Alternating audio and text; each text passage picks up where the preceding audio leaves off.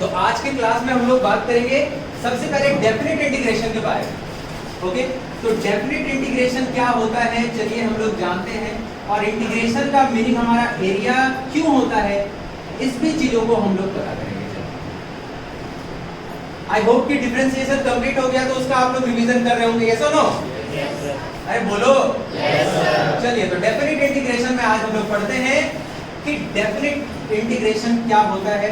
For example, हम लोगों ने पिछले क्लास में ये देखा था कि if there is any function and we are going to differentiate it dy upon dx, and if this y is any function of x, that is differentiation of f of x with respect to dx is equal to क्या हो गया, suppose that मान के चलो इसको मान लिया f dash x, कैसे लिखते थे ना, f dash x is what, first derivative, हम लोग इसको क्या बोलते हैं, एक बार डिफरेंशिएशन करोगे तो एक बार ऊपर में यहाँ पे डैश आएगा।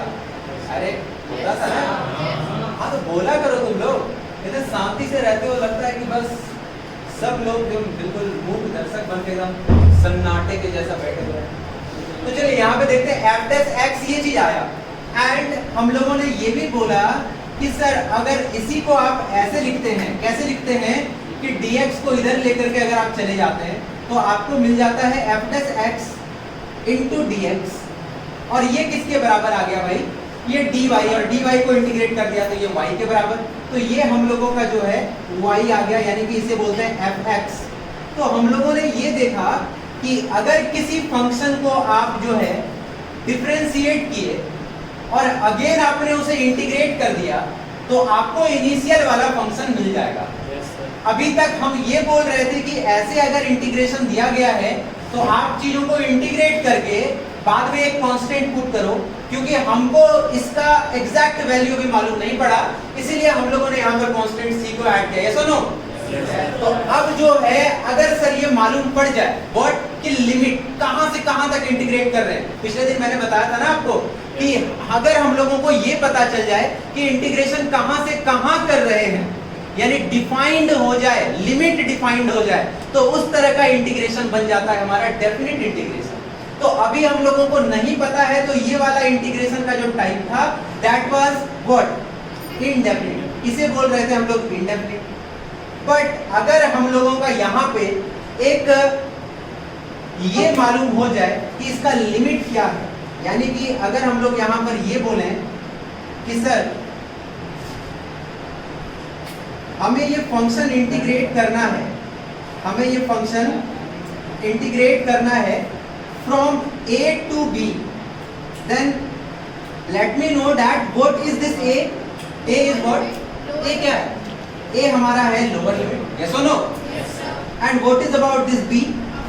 Upper limit, very good. तो अब हम लोग इसको ऑपरेट कैसे करते हैं सर, तो अब जैसे इंटीग्रेट करने के बाद जो भी चीज आया, बिल्कुल ध्यान से सब लोगों का एकदम कंसंट्रेशन यहाँ पे होना चाहिए। अब इसको जैसे ही हम लोग इंटीग्रेट करके कुछ भी लेकर के आए, सपोज दैट हम लोगों ने जो अभी तक सीख लिया है कि x to the power n dx का इंटीग्रेशन, जल्दी जल्दी बोलो प्यारे प्यारे बच्चे, क्या हो जाएगा ये x to the power n plus 1 plus c, yes or no? अब अगर मान के चलिए आपने इसको इंटीग्रेट किया, ये वैल्यू आया, तो अगर ये डेफिनेट इंटीग्रेशन है तो जो वैल्यू आपको इंटीग्रेट करने के बाद मिला है उस वैल्यू को आप इस तरीके से लिखेंगे, और आप यहाँ पर लोअर लिमिट और यहाँ पर अपर लिमिट पुट करेंगे। Sir what does this mean, इसका मतलब है कि ये फंक्शन जो है इसमें अब हम लोगों का अपर लिमिट है b और लोअर लिमिट है a, इसको ऑपरेट कैसे करते हैं, तो टू ऑपरेट दिस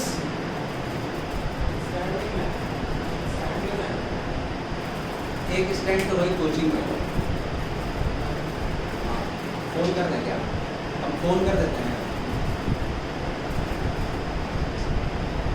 तो इसको ऑपरेट आप करेंगे अगर, तो आप इसको कैसे लिख पाएंगे अपर लिमिट और लोअर लिमिट के टर्म में, देखो कैसे, पहले अपर लिमिट को लिखते हैं, यानी f ऑफ b, b करने का मतलब जहां जहां फंक्शन में x दिख रहा है वहां वहां क्या रखना है, हम लोग b रखना है, एंड माइनस f a, जहां जहां x दिख रहा है वहां वहां a रखना है। Are you getting my point? बस एग्जांपल लेंगे, क्लियर हो जाएगा आपको। तो यहां से ऐसे जब हम लोग कर देते हैं, this becomes your definite integration का फॉर्मेट। तो ये आपका फॉर्मेट हो गया डेफिनेट इंटीग्रेशन का। आप इसको नोट कीजिए और एग्जांपल करते हैं, सारा कुछ बिल्कुल यहाँ पे RO प्लस UV के जैसा क्लीन एंड क्लियर होगा।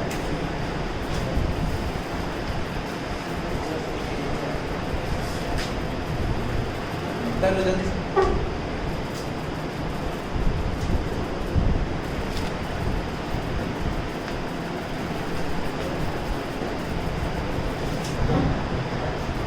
तो हो गया ये फॉर्मेट, समझ गया ना किस तरीके से करना है। अब देखो इस पर एग्जांपल कर लेते हैं तो काफी ज्यादा ये जो है हम लोगों का बिल्कुल क्लियर हो जाएगा, समझ में आ जाएगा कि क्या करना होता है इसमें। देखो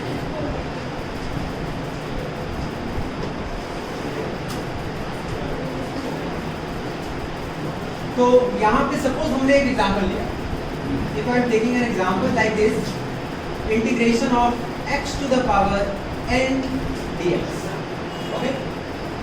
और मैं इसका इंटीग्रेशन करने के लिए तुम लोगों को बोला फ्रॉम 2 to 4, ऑलराइट। देखो ध्यान से समझो, बस इसको एक बार देख लो, बहुत क्लियरली ये तुमको समझ में आ जाएगा कि एक्चुअली है क्या। सबसे पहला चीज, इसका इंटीग्रेशन क्या होता है ये पता होना चाहिए, जो कि आप लोगों को ऑलरेडी मालूम है। क्या होता है इंटीग्रेशन, बोलो क्या होता है?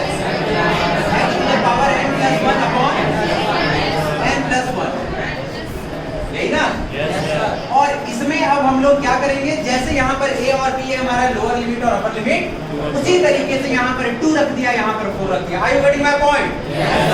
अब यहाँ पर देखते हैं कि हमने क्या किया कि सबसे पहले क्या रखा हम लोगों ने, अपर लिमिट, मतलब ये ऊपर वाला वैल्यू को इसमें रखो, जहां जहां x तुमको दिखाई दे रहा है। तो 4 को जैसे ही यहाँ पर पुट करेंगे सर, ठीक है, तो इस जगह पर क्या हो गया, 4 टू द पावर क्या हो जाएगा सर, n प्लस 1 अपॉन क्या हो जाएगा, n प्लस 1, ओके, माइनस। अब क्या करना है हम लोगों को, नीचे का पुट करना है, तो 2 को यहाँ पर पुट करो, तो 2 to the power n plus 1 upon n plus 1, और इसको सॉल्व कर लेंगे, यही वैल्यू हुआ।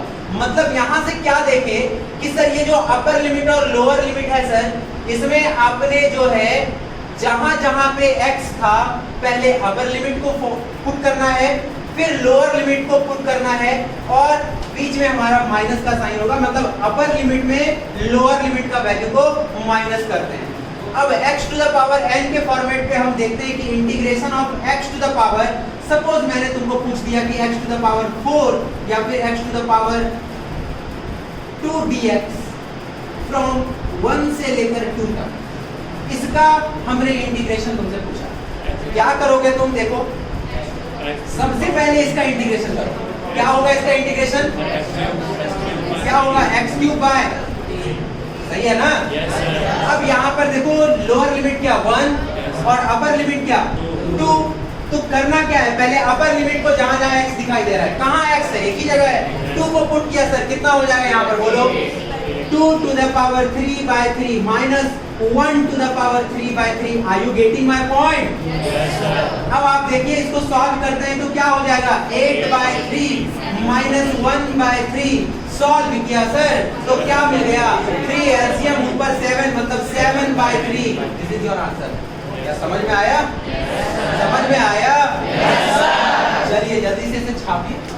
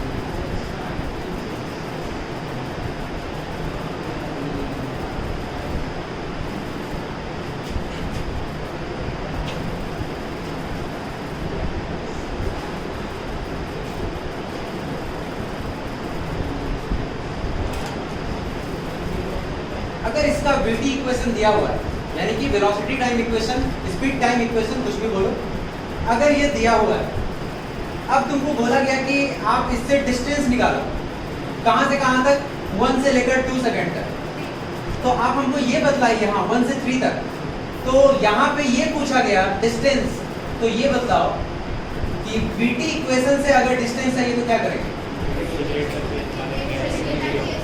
याद है ना, st को डिफरेंशिएट किया तो vt मिला, vt को डिफरेंशिएट किया तो at मिला, उल्टा चलो at को इंटीग्रेट किया तो vt मिला, vt को इंटीग्रेट किया तो st मिला, हाँ या ना? तो यार यहाँ पे vt दिया हुआ है, तुमको चाहिए st इक्वेशन, तो जल्दी जल्दी से इसको इंटीग्रेट करो, और जहां से जहां तक दिया हुआ है वो उसका क्या हो गया, वो उसका लिमिट हो गया, अपर लिमिट और लोअर लिमिट। तो बताओ लोअर लिमिट क्या हुआ इसका 1, अपर लिमिट क्या होगा, क्या इसका इंटीग्रेशन कर सकते हो, जल्दी जल्दी जल्दी।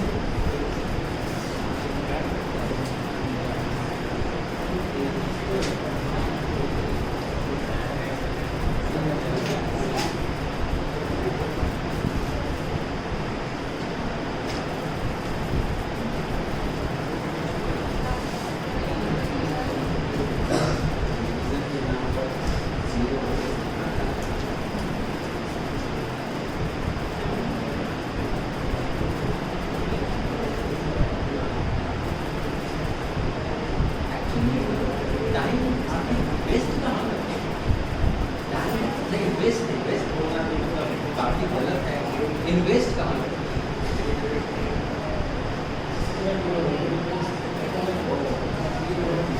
मतलब ऐसा ऐसा सब एक्सक्यूज है, ऐसा ऐसा रीजन देना है, इस तरह क्यों देखने के लिए गए कि एक्चुअली होता है।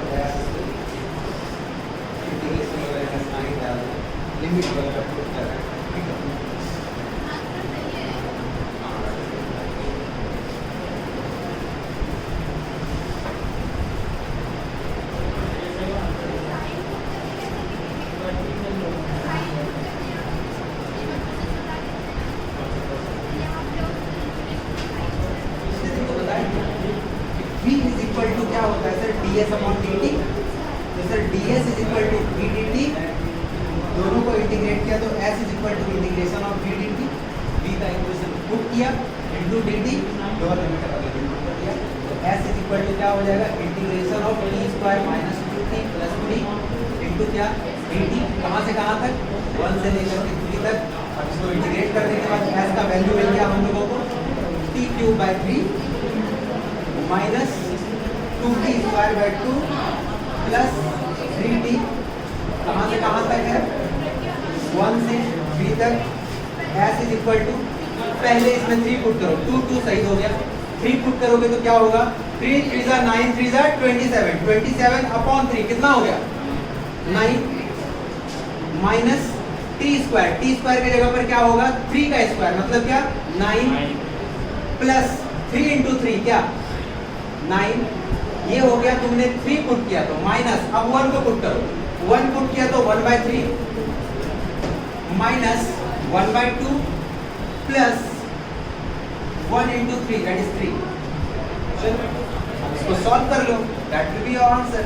so s is equal to how much, s हो गया 9 9 कैंसिल हो गया तो ये 9 बचा, 9 माइनस 1/3 माइनस 1/2, अब इसका एलसीएम लो तो क्या हो जाएगा, नीचे बोलो 3 2 जा 6 हो गया, ऊपर चला जाएगा तो ये क्या 2 माइनस 3 एंड प्लस ये क्या हो जाएगा बोलो 6 है तो 6 3 जा क्या 18, तो 18 प्लस 3 18 प्लस 2 20 20 माइनस 3 कितना 17, 17/6, तो 9 माइनस 17/6, तो s इज इक्वल टू हो गया सर 6, इधर आ गया कितना 54, 54 माइनस 17 कितना होता है, कितना होगा,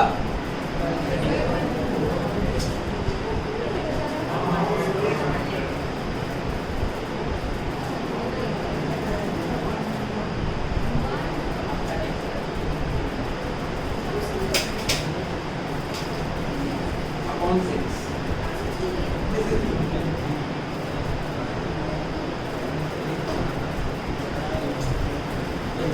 हम लोगों ने पिछले क्लास में ही देखा था कि कैसे इंटीग्रेशन करते हैं, तो ये v का हमारा इक्वेशन है एंड यू नो कि s is equal to v dt, s is equal to v dt, ऐसे लिखना है, ठीक है। अब इसको पुट करने के बाद हम लोगों को लोअर लिमिट और अपर लिमिट पुट करना है। लोअर लिमिट यहाँ होगा, अपर लिमिट होगा,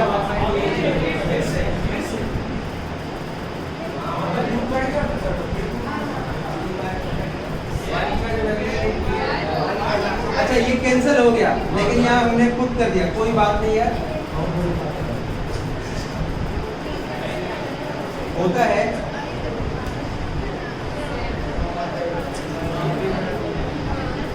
तो ये माइनस हो गया, यहाँ पर -1 कर लो। अब इसको सॉल्व कर लो, जो भी आए क्या आ जाएगा बोलो, 1/3 और ये माइनस हो गया 1, तो 3 आ जाएगा एलसीएम में, नीचे आ जाएगा 3 और ये आ गया 1 माइनस 3 प्लस 9, यही हो जाएगा ना। तो देखो 9 प्लस 1 10, 10 माइनस 3 कितना हो जाएगा 7, तो 7/3, और ज़्यादा कुछ चेंज हो नहीं रहा, तो -7/3 सही तो है यार, सब कुछ सही है, 7/3 यहाँ केवल आ जाएगा 27, यही आ जाएगा ना, तो 27 में 7 या 20/3। सारे बच्चों का ये आया, हाँ छापने के बाद यही आया, जितने बच्चों ने छापा नहीं है बनाया है।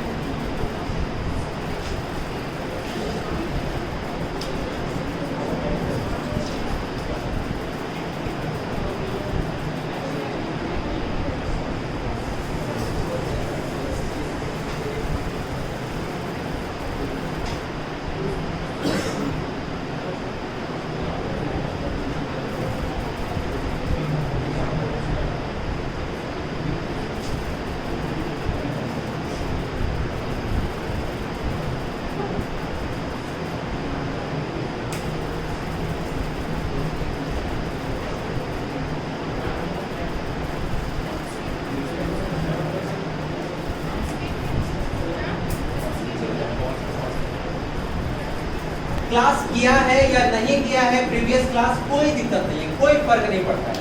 अभी हम लोगों ने सीखा कि x to the power n का इंटीग्रेशन क्या होता है, बस उसी का एप्लीकेशन है यहाँ।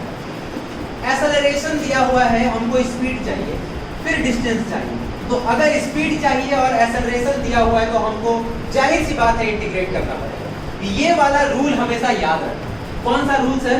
कि अगर st का इक्वेशन है सर, इसे हम डिफरेंशिएट करेंगे तो मुझे मिलेगा vt का इक्वेशन। सारे बच्चे लोग समझो, अब vt का इक्वेशन को फिर से आपने डिफरेंशिएट कर दिया तो मिल जाएगा at का। और डिफरेंशिएशन के ठीक उल्टा इंटीग्रेशन होता है। मतलब अगर at का इक्वेशन है, इसको कर दिया इंटीग्रेट तो मिल जाता है vt का इक्वेशन, और vt के इक्वेशन को कर दिया इंटीग्रेट तो मिल जाएगा st का। ये vt मतलब है स्पीड टाइम या वेलोसिटी टाइम जो बोलो, st का मतलब है distance time, displacement time. Distance और डिस्प्लेसमेंट में अंतर बस इतना है कि एक स्केलर है और दूसरा वेक्टर है, उसको हम डिटेल में पढ़ेंगे। यहाँ पर फिर acceleration time equation, vt equation मतलब स्पीड टाइम या डिस्टेंस टाइम, st मतलब हमारा हो गया डिस्प्लेसमेंट टाइम इक्वेशन। मतलब एक्सेलरेशन दिया है तुमको, अगर वेलोसिटी चाहिए तो तुमको क्या करना पड़ेगा? इंटीग्रेट करना पड़ेगा। अगर वेलोसिटी दिया हुआ है, चाहिए डिस्प्लेसमेंट, तो क्या करना पड़ेगा? इंटीग्रेट करना पड़ेगा। तो अब आते हैं क्वेश्चन पर। अगर ये फॉर्मेट हमको मालूम है, सब लोग समझिए। अब क्वेश्चन में हम लोगों के पास दिया हुआ है acceleration is equal to how much? 2t minus 3। Okay, अब मुझे चाहिए क्या चीज? पहला स्पीड, मतलब vt इक्वेशन चाहिए। अब आप सारे लोग बताइए कि a से हमको यानी at, यानी at कहने का मतलब है acceleration with respect to time. तो देखो एक्सेलरेशन और टाइम यहाँ पर नजर आ रहा है तुमको। तो ये at इक्वेशन है, तो at इक्वेशन से चाहिए तुमको vt इक्वेशन। तो बताओ क्या करें? क्या ये सब लोगों को समझ में आया कि इंटीग्रेशन करेंगे? बोलो ऐसा नो। अब इसको अगर हम लोगों को इंटीग्रेशन करना है तो मतलब इसको लिखने का फॉर्मेट क्या है सर? डिफरेंशिएशन में हमको पता है कि s ds by dt can be written as v and dv by dt can be written as v। उल्टा जब चलते थे तो इसको लिखते थे ds is equal to v dt और इसको लिखते थे dv is equal to a dt। अब दोनों तरफ अगर इंटीग्रेशन डाल दिया तो ये ds बन गया s और इधर हो गया v dt। यहाँ पे ये dv जो है, इस पे जब इंटीग्रेशन डालोगे तो ये बन गया हमारा v और इधर आ गया क्या? Integration of a dt। तुम्हें ये याद रखना है, ये फॉर्मेट मालूम रखना है, ठीक है? तो याद करो तुमको दिया क्या गया है? at equation. हाँ या ना? तो at इक्वेशन से तुझे चाहिए vt इक्वेशन। तो v और a को क्या ऐसे लिखते हैं? तो हम यहाँ से लिख सकते हैं v is equal to integration of a dt। Clear है? किसी को भी कोई डाउट यहाँ तक?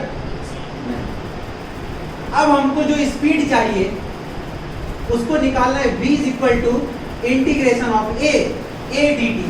a का इक्वेशन तुम्हारे पास क्या दिया हुआ है? 2t minus 3। बोलो हाँ या ना?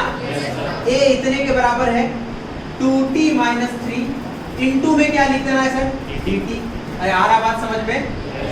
अब ये dt यहाँ पर लिखा, तो आगे आप देखते हैं v इज इक्वल टू कैसे कि 2t माइनस 3 इंटू dt है। तो अब हम लोग इसका याद करो, इंटीग्रेशन में ये भी फॉर्मेट सीखे थे कि integration of u plus v plus omega plus z, इन सब का इंटीग्रेशन ऐसे दिया हुआ है तो कैसे करते हैं? अलग अलग करके सबका इंटीग्रेशन ऐड करते थे, याद करो। यानी integration of u dt u dx plus v dx and so on, ऐसे होता है। तो आप यहां से देखिए कि क्या पहले करना पड़ेगा? Integration of 2t with respect to dt minus integration of 3 with respect to dt। बोलो हाँ या ना? याद करो पिछले क्लास में मैंने ये बताया था, जब भी किसी कांस्टेंट और कोई वेरिएबल का मल्टीप्लिकेशन में दिया रहेगा तो कांस्टेंट को बाहर निकाल लेते हैं, हाँ या ना? और 2 को बाहर निकाला, t को हमने किया इंटीग्रेट, तो क्या मिल गया? बोलो t स्क्वायर बाय 2। बोलो हाँ या ना? माइनस 3 को करेगा तो क्या मिलेगा तुमको? 3 को बाहर लिखोगे और अंदर 1 को लिख सकते हैं t टू द पावर 0 और t टू द पावर 0 का integration t to the power 1। हाँ या ना? तो यहाँ से ये हो जाता था सर 3t। बोलो यस और नो? तो ये v का इक्वेशन तुमको मिल गया, vt का ये कैंसिल हो गया, तो यहाँ से तुमको vt का इक्वेशन मिल गया। v का क्या हो गया? t स्क्वायर माइनस क्या बोलो 3t। ये प्रोसेस है इंटीग्रेशन करने का। हाँ या ना? हमने बोला था कि इसको इतना करने के अलावा तुम सीधा सीधा यहीं से डायरेक्ट लिख सकते हो। ये चीज को लिख सकते हैं या नहीं? पिछले क्लास में ये सीखे भी थे। तो अब अगर ये चीज को लिख सकते हैं तो अब आगे बढ़ते हैं। आगे बढ़िए और देखिए चीज को कैसे। इसको लिखने के बाद अगर हमको ये पता चल जाता है तो हमने यहाँ पर क्या किया, v is equal to acceleration का जो इक्वेशन है हमारा क्या है 2t माइनस 3। अब क्वेश्चन में क्या कहा गया?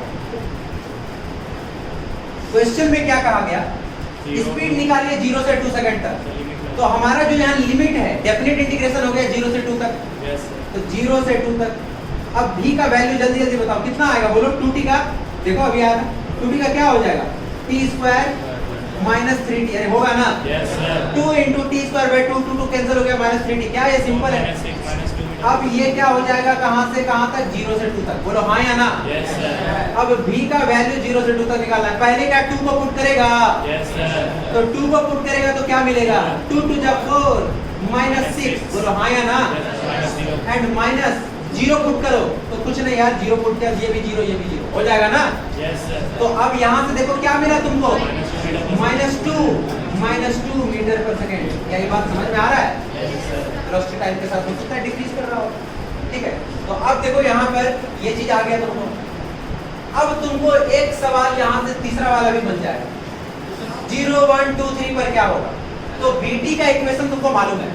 vt का इक्वेशन तुमको मालूम है कि v इज इक्वल टू कितना आया है sir? t square minus 3t। मुझे चाहिए v एट 0 सेकंड, तो 0 पुट करो तो 0 मिल गया। v एट 1 सेकंड तो 1 पुट करो, 1 माइनस 3 कितना? Minus. v at 2 second put करो तो 2 टू द 4 एंड माइनस 6 कितना हो गया? बोलो -2 आ गया ना? देखो फिर इसके बाद 3 पुट करो, 3 पे निकालना है तो 3 3 9 9 माइनस 0 कितना हो जाएगा? 9 माइनस 9 क्या 0 हो जाएगा? देखो 3 3 9 माइनस 3 इंटू 3 क्या हो जाएगा? 9। तो 9 माइनस 9 0 हो गया। देखो क्या यही तो आ रहा है यार, आ रहा है ना? मतलब इनिशियली 0 पर क्या था? 0 था सर। v1 पे -2, v2 पे 2 सेकंड पे -2। अब ये वाला चाहिए डिस्टेंस। तो मैंने ये बताया कि अगर तुमको vt से st चाहिए तो क्या करना पड़ेगा? इंटीग्रेशन। अगर ये चीज हमको मालूम है कि सर इंटीग्रेशन करना पड़ेगा तो चलिए इसको हम लोग करके देखते हैं। इसका मीनिंग है s is equal to integration of v dt। लिख सकते हैं ना? देखो वहां से इंटीग्रेशन ऑफ v dt। तो s is equal to v के जगह पर क्या है? बोलो v का इक्वेशन आया है ये, तो t square minus 3t into dt। अब तुमको डिस्टेंस चाहिए कहां से कहां तक? 0 से 2 सेकंड। तो 0 से 2 सेकंड इसका लिमिट पुट कर।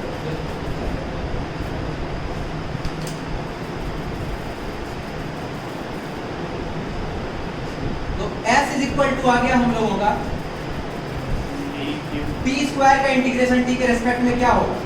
t क्यूब बाय 3 माइनस इसका क्या होगा? 3t square by 2।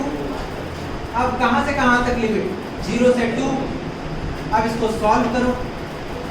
सॉल्व करने के बाद तुमको मिल जाएगा s is equal to 2 put करो क्या मिलेगा? 8/3 आया ना? Yes sir. तो ये मिलेगा तुमको 8/3 2 टू द पावर 3/3 मतलब 8/3 माइनस 2 को यहाँ पुट करो 2 टू द 4 4 3 जा 12/2 मतलब 6 तो ये -6 एंड माइनस 0 पुट करो तो ये भी 0 ये भी 0। यस और नो? Yes sir. तो अब s का जो वैल्यू है यहाँ से आ जाएगा 8/3 माइनस 6। तो देखो 3 6 कितना हो जाएगा? 18। 8 माइनस 18/3 मतलब कितना? -10/3। सर लेकिन डिस्टेंस से डिस्टेंस माइनस वही बात है ना, पिछले दिन हम क्या बताए, माइनस आ रहा है मतलब कि क्या है, माइनस है क्या कि तुम्हारा वो नेगेटिव डायरेक्शन की तरफ, मतलब डिस्प्लेसमेंट के केस में हम लोग देख सकते हैं ये नेगेटिव डायरेक्शन में हमारा माइनस है, ठीक है। यहाँ पे ये वैल्यू इस तरीके से दिया गया है जहाँ पे कि हमारा रिटार्ड हो रहा है, मतलब लेफ्ट हैंड साइड ये जा रहा होगा। माइनस का साइन आने का मतलब ये है कि डिस्प्लेसमेंट हमारा है नेगेटिव के साथ। ये प्रोसेस है यार बनाने का, एक्सेलरेशन से वेलोसिटी पे कैसे पहुंचते हैं, वेलोसिटी से डिस्टेंस पे कैसे पहुंचते हैं, डिस्प्लेसमेंट पे कैसे पहुंचते हैं। फिर उसके बाद हम लोग उल्टा, यानी कि पहले जो डिफरेंशिएशन सीखे थे वो वाला मेथड। आई होप कि क्लियरली समझ में आया। अगर समझ में आया तो अब जो क्वेश्चन दे रहे हैं सारे बच्चे लोग बना लो, उसके बाद हम लोग इन चीजों से थोड़ा आगे बढ़े। हो गया, नोट कर लिए?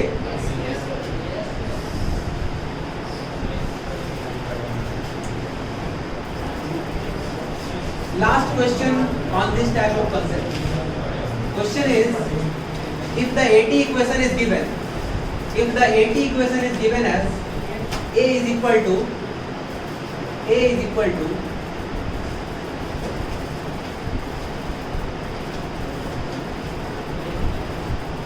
2 meter per second square. If the acceleration is constant, acceleration क्या है हम लोगों का? Constant. तो हम लोगों को बोला गया, काफी आसान है यार, इसमें इस बार बनना चाहिए। Question is point B from t equal to 0 to t equal to 10 seconds.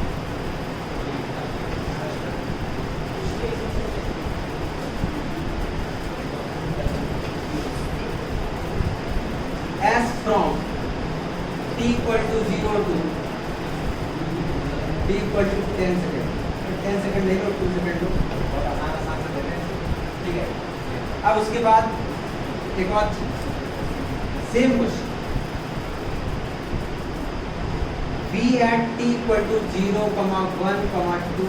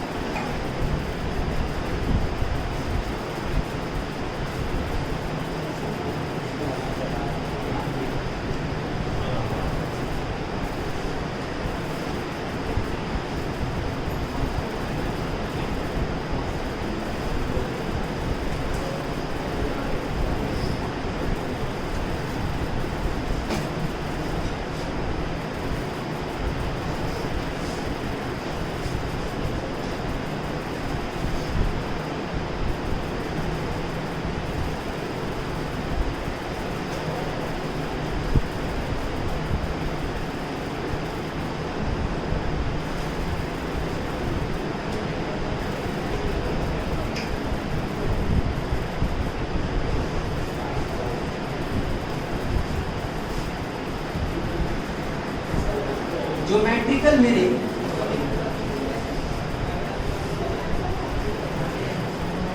Of definite integration, और जनरली आप लोगों को जो है ना डेफिनिट इंटीग्रेशन ही आएगा।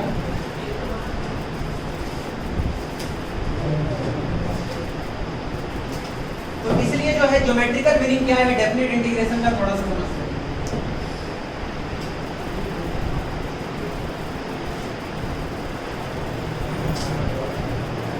This one is y, okay? This one is y and this one is x. कुछ भी ले सकते हो, ये तुम्हारा s हो सकता है, वो तुम्हारा t एक्सिस हो सकता है, v हो सकता है, t हो सकता है, a हो सकता है, t हो सकता है, ठीक है? कुछ भी हम ले लिया, कुछ भी y is equal to y और x का फंक्शन हम लोग ले लिया। अब y हमारा फंक्शन है किसका? x का। x बदल रहा है तो हमारा y भी बदल रहा है, यानी y is equal to fx कोई फंक्शन। इसको मैंने डिफरेंशिएट कर दिया, या कुछ भी छोड़ो, डिफरेंशिएट किया या नहीं किया उससे कोई ये नहीं है। ठीक है, चलो कोई एक फंक्शन है y इक्वल टू f, इसका ग्राफ हम लोग को ड्रॉ करने को और हमने देखा कि इसका ग्राफ कुछ ऐसा होगा, y इक्वल टू fx का ग्राफ कुछ ऐसा होगा। इसे हम बोल रहे हैं y equal to fx, this one is y equal to fx, ये y इक्वल टू fx का क्या होगा, कोई भी फंक्शन हो सकता है, y equal to x square plus 2x plus 3 इसका हो सकता है ग्राफ, या फिर y इक्वल टू जो है कोई भी फंक्शन ले लो उसका ग्राफ होगा, मतलब x को डालने पे y हमारा चेंज हो, मतलब y is the dependent variable and x is the independent variable. बताए थे हम इंडिपेंडेंट और डिपेंडेंट। तो यहाँ पे अब हम लोगों को बोला जाएगा कि आप इसका इंटीग्रेशन करो, इंटीग्रेशन करो। अब ऐसा अगर बोल दिया गया कि y is equal to fx है, then find the integration of this fx। और जाहिर सी बात है अगर fx का इंटीग्रेशन कर रहे हैं तो आपको dx के ही रेस्पेक्ट में करना पड़ेगा, जिस चीज का वो फंक्शन है उसी के रेस्पेक्ट में करना पड़ेगा। तो यहां से बोल दिया गया क्या चीज कि आप इसका इंटीग्रेशन कीजिए a से लेकर के b तक, जो अभी तक हम लोग पढ़ रहे थे। तो ये हम लोगों का फॉर्मेट है। अब हमने ये देखा कि इसका ये ग्राफ हुआ और a जो है हमारा कुछ यहां पर x इक्वल टू a, यहाँ पे जैसे ही लिखते हैं a से लेकर के b तक, तो ये a किसका वैल्यू है, x का वैल्यू है। तो यहाँ पर x का वैल्यू a है and this value is what, हमको a से लेकर के b तक चाहिए। What does this integration mean? Integration का मतलब क्या होता है? तो इंटीग्रेशन का मतलब ये होता है कि a से लेकर के b तक वो फंक्शन का पूरा वैल्यू, मतलब वो फंक्शन जो है हमारा a से लेकर के b तक कितने सरफेस एरिया में फैला हुआ है, कैसे? तो हमने पहले क्या किया कि इसको छोटे छोटे फंक्शन में हमने इसको ब्रेक किया। सपोज मैंने बोला कि एक इसका छोटा सा फंक्शन ये है,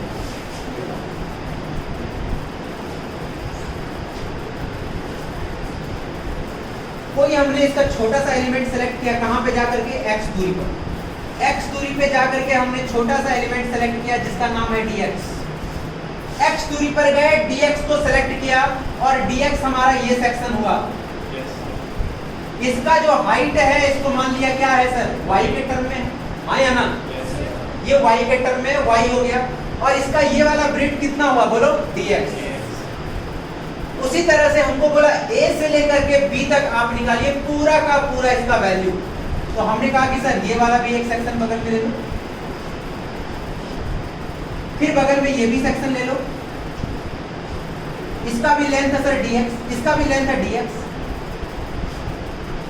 इसका भी लेंथ है dx, इसका भी लेंथ है dx, इसका भी लेंथ है dx। तो छोटे छोटे सेक्शन को हमने ले लिया, अब सबको हमने जोड़ दिया, ऐड कर दिया, तो क्या हमको मिल जाएगा बोलो, क्या मिल जाएगा?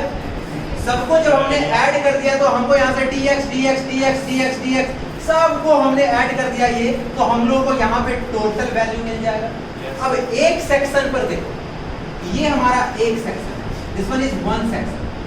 अब इस सेक्शन के बारे में अगर देखें तो ये टोटल इस ग्राफ में कहां तक फैला हुआ है, तो ये अगर तुम देखो तो एक तुमको रेक्टेंगल दिखाई दे रहा होगा जिसका लेंथ है y और जिसका ब्रेड्थ है dx, हाँ या ना? If you will find out the area of this elementary particles, तो आप ये कहेंगे कि y into dx होगा सर इसका एरिया, बोलो हाँ या ना? yes, मतलब कि इसका एरिया अगर बोले सर तो ये हो जाएगा सर fx into dx, बोलो हाँ या ना? अरे बोलो यार, तो fx into dx ये हुआ, फिर बगल में भी fx into dx, बगल में भी fx into dx, बगल में भी fx into dx, मतलब कहां से कहां तक fx into dx हम लोगों को जोड़ना है, a से b। तो इसका मतलब हुआ इंटीग्रेशन कर दिया a से लेकर के b, समझ में आ रहा है बात? तो a से लेकर के b का इंटीग्रेशन कर दिया, मतलब a से लेकर के b का हमने ग्राफ का एरिया फाइंड कर लिया, दोनों का मीनिंग सेम है। तो हम ये कह सकते हैं कि area under the curve, area under the curve y equal to fx is equal to integration of fx dx from a to b। तो मतलब यहाँ पे ये भी लिख सकते हैं from a to area under the curve y equal to fx from a to b is equal to integration of fx dx from a to b। समझ गया बात को? तो ये है हम लोगों का इसका ज्योमेट्रिकल मीनिंग कि डेफिनेट इंटीग्रेशन का मीनिंग हम लोग का एरिया क्यों होता है। इसके ऊपर नेक्स्ट डे हम लोग सवाल भी बनाएंगे, ठीक है? तो नेक्स्ट डे मिलते हैं नेक्स्ट क्लास में।